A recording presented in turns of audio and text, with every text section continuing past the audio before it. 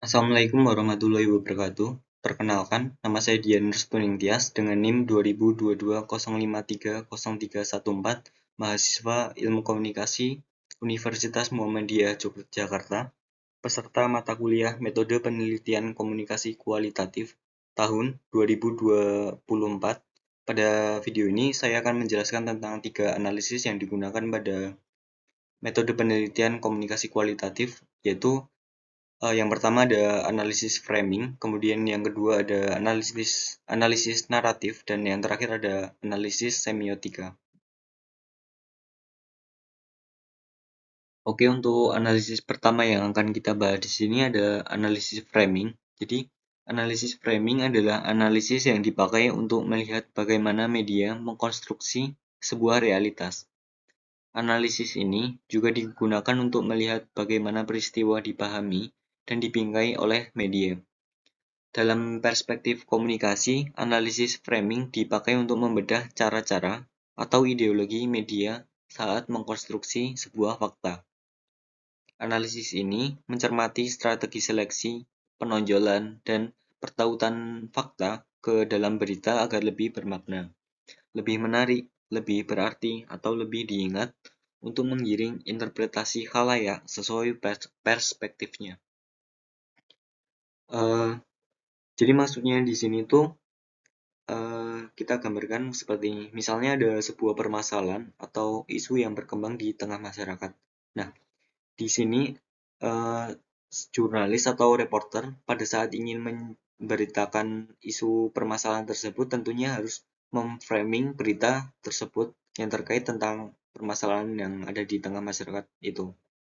Jadi, maksud di framing ini adalah memilih tentang hal apa yang harus diberitakan kepada masyarakat. Kenapa harus di framing? Karena isu permasalahan yang ada di masyarakat ini kan sifatnya sangat kompleks atau sangat luas gitu. Sehingga secara teknis tidak mungkin bagi seorang jurnalis untuk memframing seluruh bagian berita.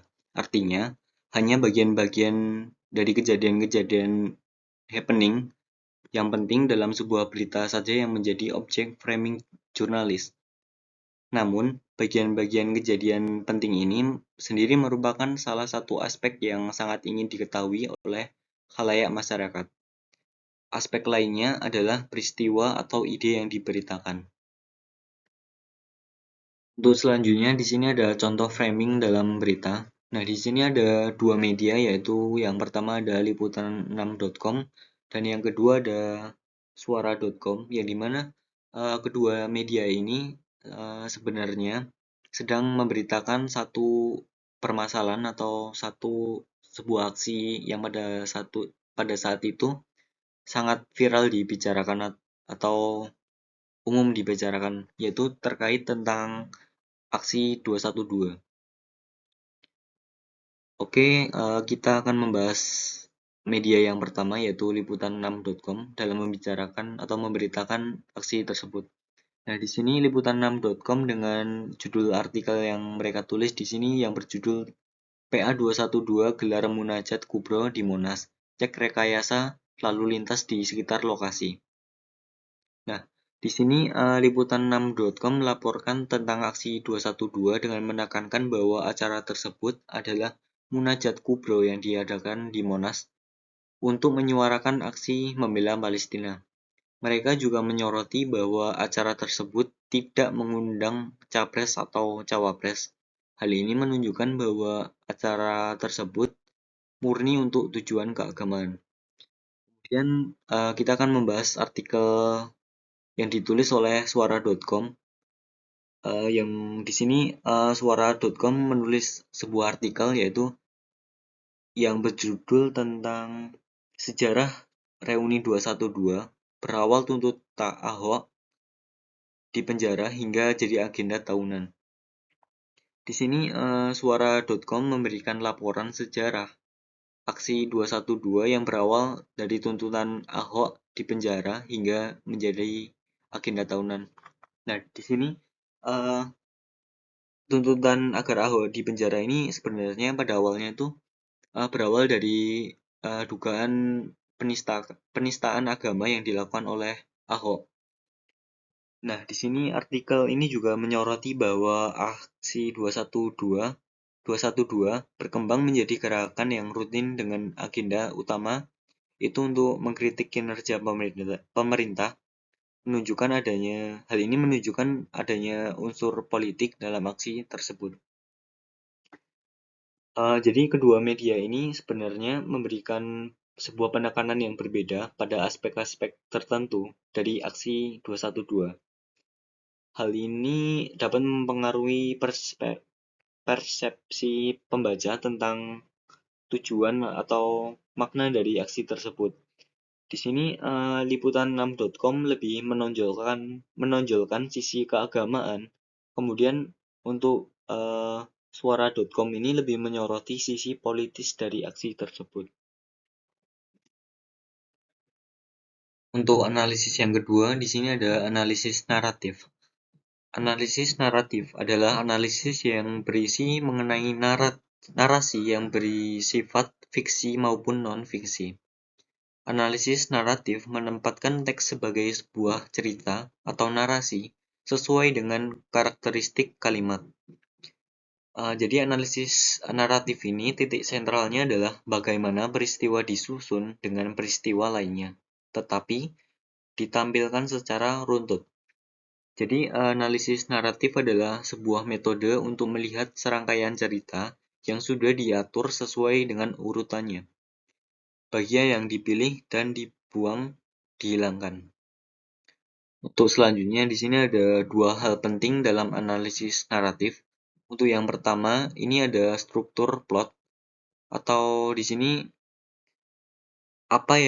plot ini adalah apa yang ditampilkan secara eksplisit dalam sebuah teks. Kemudian yang kedua ada story. Story ini adalah urutan kronologis peristiwa yang utuh dari awal hingga akhir.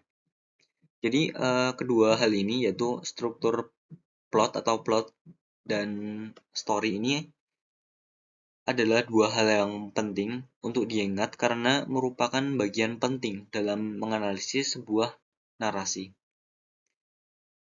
Kemudian selanjutnya di sini ada karakteristik dari analisis naratif. Untuk yang pertama yaitu terdapat rangkaian peristiwa. Kemudian yang kedua ada sekuensial yang terjadi tidak random.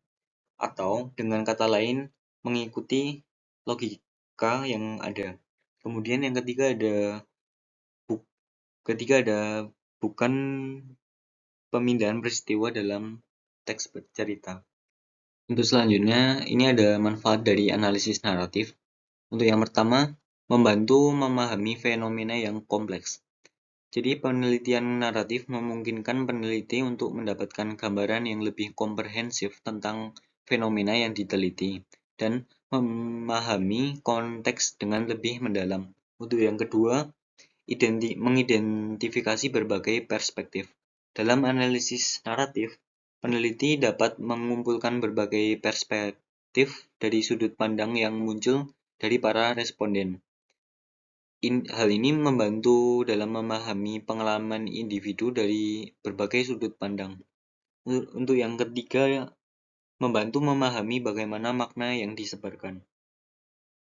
Jadi di sini analisis naratif membantu kita memahami makna yang terkandung dalam suatu teks atau cerita. Dengan menggali lebih dalam, kita dapat mengidentifikasi pesan-pesan tersembunyi, nilai-nilai, dan tujuan dari narasi tersebut. Kemudian yang keempat, yaitu memungkinkan menyelidiki hal-hal tersembunyi dari suatu teks media. Dalam analisis naratif, kita dapat mengungkapkan aspek-aspek yang tidak terlalu terlihat secara langsung. Ini termasuk memahami latar belakang karakter, konflik yang tersembunyi, atau pesan tersirat yang mungkin tidak langsung terbaca oleh pembaca atau penonton. Oke, untuk analisis yang terakhir, kita akan membahas tentang analisis semiotika. Jadi analisis semiotika ini pada awalnya itu diperkenalkan oleh Ferdinand de Saussure. Jadi analisis semiotika ini adalah sebuah disiplin ilmu dan metode analisis yang dapat mengkaji tanda-tanda yang terdapat pada suatu objek untuk diketahui makna yang terkandung dalam objek tersebut. Semiotika terdiri dari sekumpulan teori tentang bagaimana tanda-tanda merepresentasikan benda, ide, keadaan, situasi, perasaan, dan kondisi di luar tanda-tanda itu sendiri. Oke, di sini ada 3 prinsip dasar dari analisis semiotika. Untuk yang pertama ini yang akan kita bahas di sini ada Lang dan Parol. Kita akan bahas yang Lang dulu. Jadi Lang ini merujuk pada kerangka teoritis bahasa yang terdiri dari konvensi sistematis dan aturan yang mengatur penggunaan bahasa yang terdiri dari konvensi sistematis dan aturan yang mengatur penggunaan bahasa. Jadi Lang ini juga ada definisi lain, yaitu Lang adalah sistem abstrak dari tanda-tanda konvensional yang diatur oleh aturan-aturan tentang penggunaan bahasa. Hal ini mencakup tentang tata bahasa, kosakata, dan struktur kalimat. Contohnya, tata bahasa dalam bahasa Indonesia itu seperti penggunaan kata kerja, kata benda, dan kata sifat. Kosakata yang diterima secara umum dalam bahasa Inggris seperti pada saat kita menyapa seseorang, kita menggunakan kata hello. Dan pada saat kita mengucapkan selamat tinggal, kita mengucapkan kata goodbye. Dan yang terakhir, pada saat kita mengucapkan terima kasih kepada seseorang, kita mengucapkan kata thank you.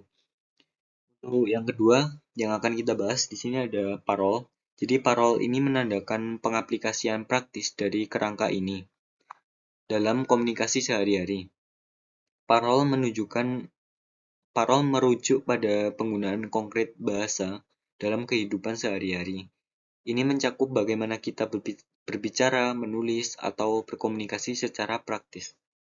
Contohnya, pada saat kita melakukan percakapan kepada kedua teman yang sedang berbicara tentang cuaca. Kemudian ada contoh lain, seorang penulis yang menulis novel atau puisi. Untuk yang kedua ada signify dan signifiant.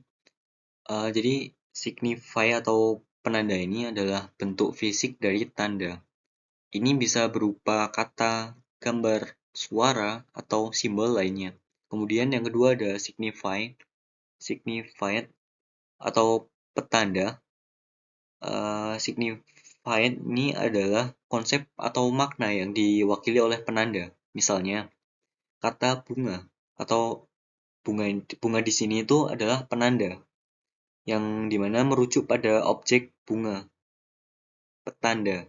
Contohnya, ketika kita sedang melihat kata merah, penanda adalah huruf-hurufnya. Jadi kata merah, ini adalah penanda. Sedangkan petanda adalah warna merah itu sendiri. Jadi warna merah itu yang merah.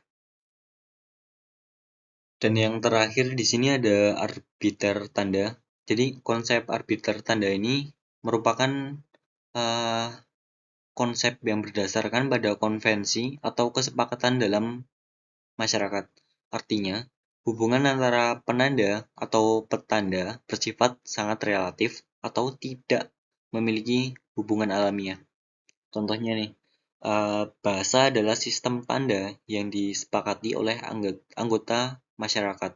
Kata-kata dalam bahasa memiliki makna karena kesepakatan bersama. Demikian materi yang dapat saya sampaikan. Jika ada kurang atau lebihnya, saya minta maaf. Semoga berguna dan bermanfaat bagi kita semua. Saya akhiri. Wassalamualaikum warahmatullahi wabarakatuh.